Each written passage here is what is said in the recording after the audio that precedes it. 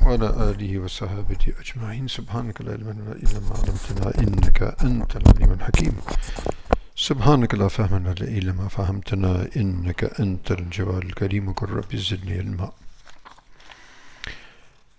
أما بعد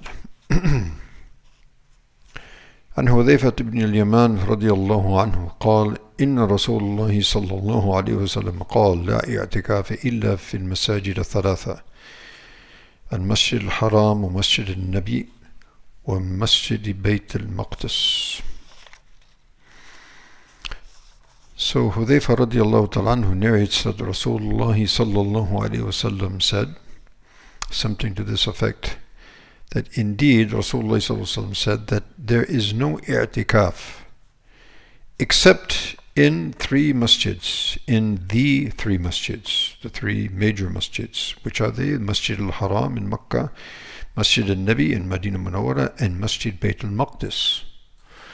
So this, in its apparent meaning, would mean that there is no i'tikaf acceptable except in these three masjids. Perhaps at one point that was actually the ruling. However, the consensus of the ulama is that actually i'tikaf, as we have just observed here in Ramadan, it is jaiz in any masjid.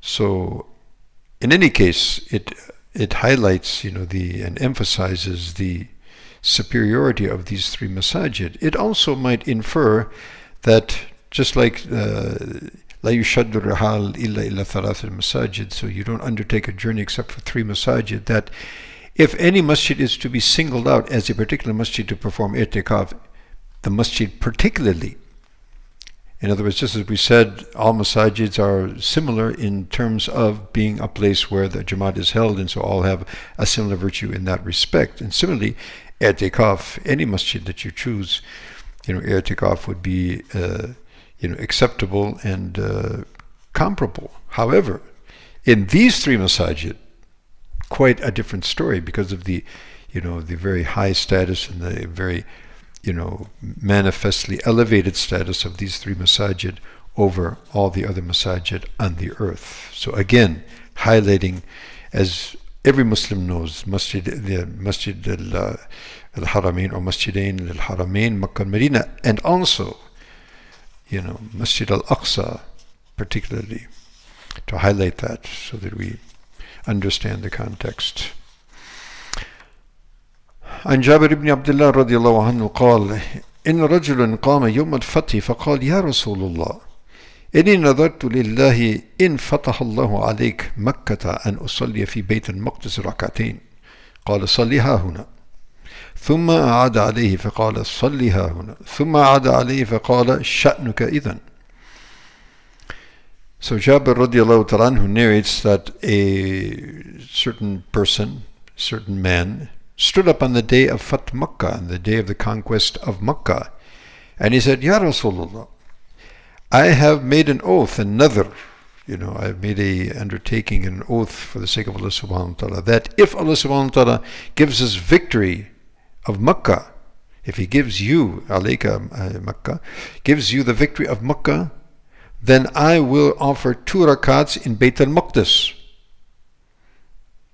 So that means that even at that time, and even pre-Islam, the very high status of Masjid al-Aqsa and al-Quds was well known to everyone, and it was a place of extreme, taqarrub ila Allah and Qudsiyah, and so of holiness and sanctity.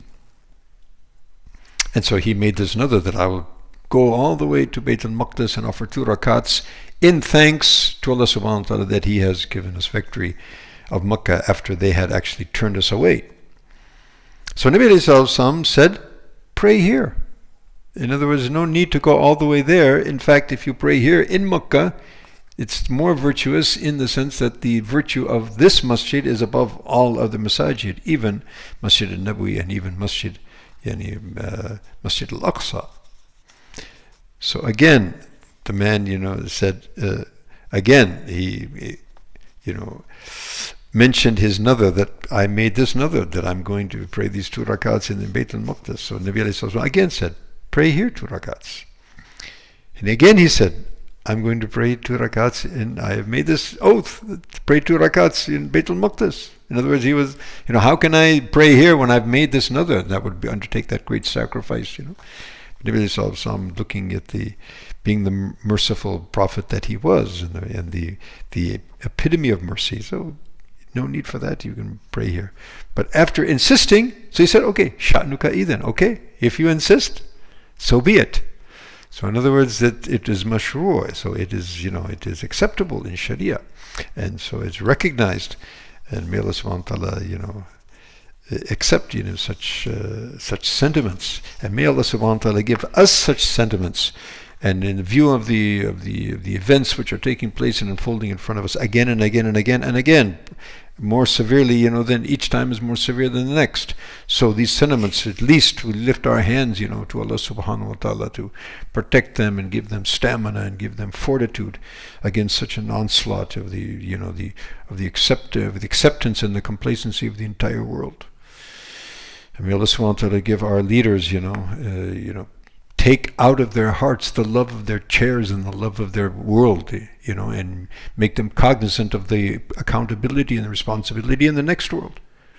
As I mentioned yesterday, Nabi Sallallahu Alaihi Wasallam foretold all of these happenings. And what is the root cause? The love of the world. And since we love the world, we don't want to die and leave it. So therefore, Nabi Sallallahu Alaihi Wasallam says, Hubb dunya karahiyat al-maut, love of the world and hatred of death.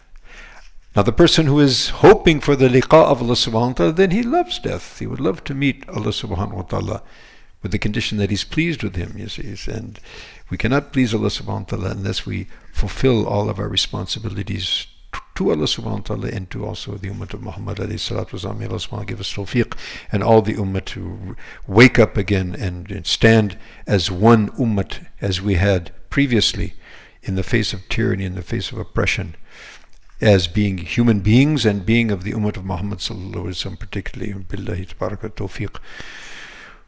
Walillahi al-mushtaqa wa akhir da'wan alhamdulillahi rabbil alameen. Wassalamu alaikum wa rahmatullahi wa barakatuh.